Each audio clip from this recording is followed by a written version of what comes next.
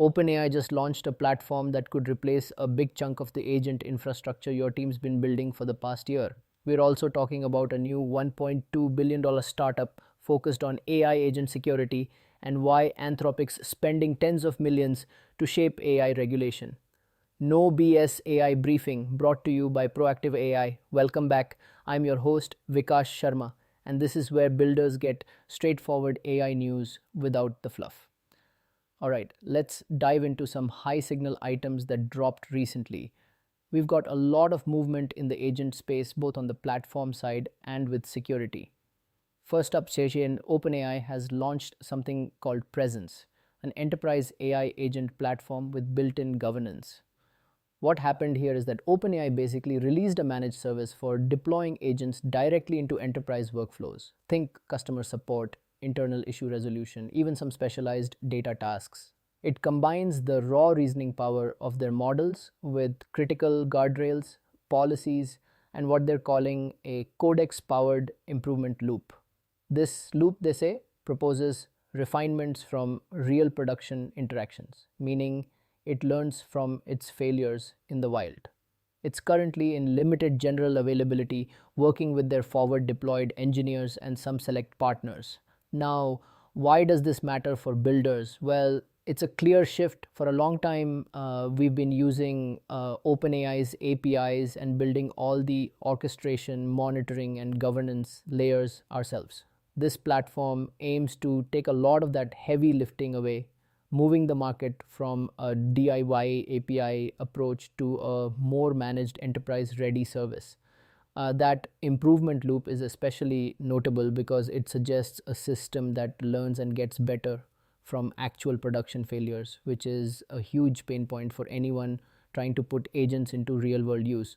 Ultimately, this underscores that for enterprise AI, governance, security, and compliance aren't just nice to haves, they're absolute table stakes. If you're building agents, you're now competing with a managed platform that aims to solve these hard problems out of the box. Next, we saw Engage Synthesia adding Roleplay Sessions for live AI coaching. Synthesia, known for its AI avatars and video generation, has taken a step further. They've introduced an interactive platform where users can practice high-stakes conversations like sales pitches, performance reviews, or difficult customer service calls with AI avatars. The platform provides real-time feedback, scores your performance, and gives you analytics on your interaction. This whole thing is powered by OpenAI's reasoning engine, integrated with Synthesia's proprietary avatar and voice technology. For builders, this is a super interesting development. It clearly opens up a practical market for soft skills training and development, which has traditionally been tough to scale effectively. It also illustrates a winning pattern we're seeing more and more. Take a powerful general purpose LLM, combine it with a proprietary user experience and specialized data, in this case, Synthesia's avatars and voice, and then add robust analytics. This pattern is incredibly relevant for anyone in HR tech, learning and development, or even sales enablement tools. You're not just building on an LLM, you're building a product that leverages an LLM to create a unique, valuable experience. Also in the headlines, a new company called Glow emerged from stealth with a massive $180 million funding round to secure AI agents on endpoints. They raised this huge Series A at a $1.2 billion valuation. Their core mission? To monitor and control AI agents and tools that are running on employee devices like laptops or phones. They're leveraging models like Anthropic Claude and Google Gemini accessed via Amazon Bedrock to detect and block risky software and unauthorized agents. The idea is to fill critical gaps that traditional endpoint security solutions just weren't designed for in this new AI-driven landscape. Why does this matter for us builders? It signals a really clear trend. Endpoint security, specifically for AI agents, is rapidly becoming a must-have for enterprises. If you're building products that involve agents, or even just using AI heavily within your organization, you should expect your enterprise customers to start demanding specific integrations or assurances around this kind of security. It highlights a recurring pattern we're seeing, security as a service, but now powered by AI itself to address the unique risks that AI tools introduce. This isn't just a niche problem, it's a foundational layer that many businesses will soon require. And then Anthropic made another significant move, donating 20 million to Public First Action for AI regulation. This isn't their first time, it's actually their second $20 million donation this year to this specific lobbying group, which focuses on AI risk mitigation and regulation. They've made it clear these funds cannot be used for candidate elections, emphasizing their focus on policy influence. For builders, this is a strong signal that major AI vendors aren't just waiting for regulation to happen, they are actively shaping the rules of the game. This means that monitoring their positions and understanding the types of regulations they're advocating for can give you a heads up on future compliance requirements that might affect your products or business operations. It really highlights that policy and regulatory risk are becoming core business concerns for anyone operating in the AI space. You need to be aware of the political landscape, not just the technical one. Finally, Google has committed $40 million to the White House Genesis mission. This commitment isn't just cash, it's $40 million in AI tokens and cloud credits specifically for Department of Energy labs. These labs will get access to cutting-edge tools like AlphaFold 3, AlphaEvolve, and Google's Gemini for Government. The use cases are really interesting: fusion plasma simulation, new materials discovery, and advanced weather forecasting. For builders, this shows that public-private AI partnerships are rapidly expanding and becoming a significant driver of innovation. It also demonstrates tangible ROI for AI in complex research workflows. These aren't abstract academic exercises. They're about accelerating real scientific discovery. And for those thinking about their market, it signals potential new revenue streams and opportunities that are directly aligned with government priorities, especially in sectors like defense, energy, and scientific research. It's a reminder that AI is moving far beyond just consumer applications. Now, let's take a deep dive into the biggest story of the batch, which I think is OpenAI's launch of Presence, their enterprise AI agent platform play. This isn't just another model update, it marks a really significant strategic shift from OpenAI, moving from providing just the raw intelligence to offering a fully managed agent platform specifically tailored for enterprises. So, what happened here again? OpenAI rolled out Presence, which is essentially a robust managed service for deploying and overseeing AI agents within an organization. Think about it, instead of you having to stitch together various APIs, manage prompts, build your own guardrails, and create feedback loops, OpenAI is offering a solution that bundles all of that. It integrates their powerful models with predefined policies, security measures, and crucially, that Codex-powered improvement loop. This loop is designed to learn from how agents perform in real production scenarios, especially when they encounter failures, and then automatically propose refinements to improve their behavior and effectiveness over time. It's their attempt to offer a robust enterprise-grade foundation for agentic workflows. Now, why does this matter right now? Well, for anyone building with AI, this changes the game. For the past year or two, we've largely been in a build-your-own orchestration phase for agents. You take an OpenAI or Anthropic model, add LangChain or your own custom code, and then spend a ton of engineering effort on monitoring, logging, and crucially building governance. Presence is designed to abstract away much of that complexity. It signals a maturation of the AI market, where enterprises are demanding more than just raw APIs. They want managed services that come with built-in security, compliance, and a clear path to continuous improvement. This is a big move that could accelerate agent adoption in larger, more risk-averse organizations because it reduces their internal development burden and perceived risk. So, who should really care about this?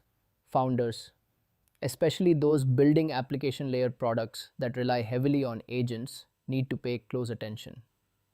If you're a startup whose core value proposition is we build and manage AI agents for X industry, you're now competing directly with a platform from the very company that provides the underlying intelligence. This forces you to differentiate not just on your ability to build agents, but on your domain expertise, your proprietary data, or unique UX that presence can't easily replicate. For larger companies, this could be a build versus buy moment, where buying a managed platform from OpenAI might seem more appealing than dedicating huge engineering teams to agent orchestration. Product managers should care because this impacts how your product interacts with AI agents. Are you going to integrate with Presence or continue building your own stack? How does Presence's governance impact your product's reliability and user trust? This is about solving real problems like managing agent failures that PMs wrestle with daily. Engineering leaders will be directly impacted by the build versus buy decision. Does Presence offer enough value to justify offloading a significant portion of your AI infrastructure work? What are the implications for vendor lock-in versus the speed of deployment? This announcement will undoubtedly spark internal discussions about architectural choices and resource allocation. How would I think about this as a builder? I'd think of it like the early days of cloud computing. Initially, you'd rent bare metal servers and manage everything yourself. Then AWS and Azure came along with managed services, managed databases, managed queues, managed containers. They took away a ton of infrastructure overhead, letting you focus on your application. Presence feels like that for AI agents. It's OpenAI saying, hey, you don't need to build all that agent orchestration infrastructure from scratch anymore. We'll manage it for you with our best practices and learning loops built in. The opportunity here is to shift your engineering resources from infrastructure plumbing to truly unique application layer innovation. The risk, of course, is vendor lock-in. If you build heavily on Presence, you become deeply tied to OpenAI's ecosystem and their pricing models. You lose some flexibility, but potentially gain a lot of speed and reliability. It's a classic trade-off, but one that's becoming increasingly relevant in the AI space. Now, my no BS take on this. The idea of a Codex-powered improvement loop that proposes refinements from production interactions sounds exciting, almost like self-improving AI. Let's be clear, this is likely a sophisticated automation of prompt engineering and process refinement, not AGI level self-improvement. It's about efficiently identifying agent failures, analyzing logs, and then using AI to suggest better prompts, better guardrail configurations, or better workflow designs. That's incredibly valuable and solves a real pain point. But let's manage our expectations. It's about making current agent systems more robust and reliable, not about agents autonomously becoming smarter in a general sense.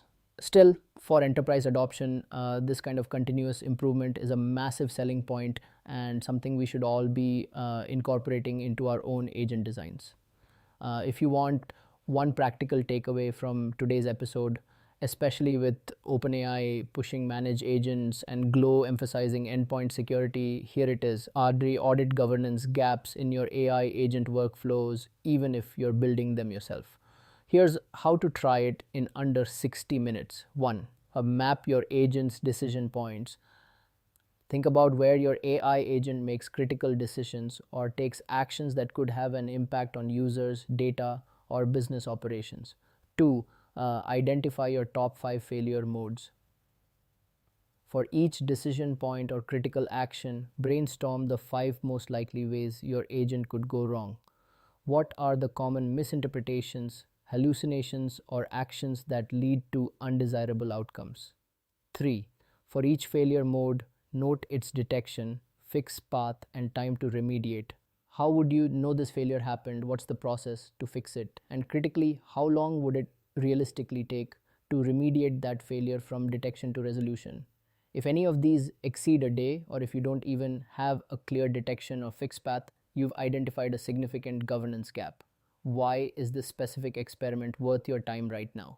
Because managed platforms like Presence are being built specifically to address these very pain points: the lack of built-in governance, the difficulty of continuous improvement, and the need for faster remediation. By doing this audit, you'll not only understand your own vulnerabilities better, but you'll also immediately grasp the value proposition of these new managed offerings, whether you decide to build, buy, or hybridize.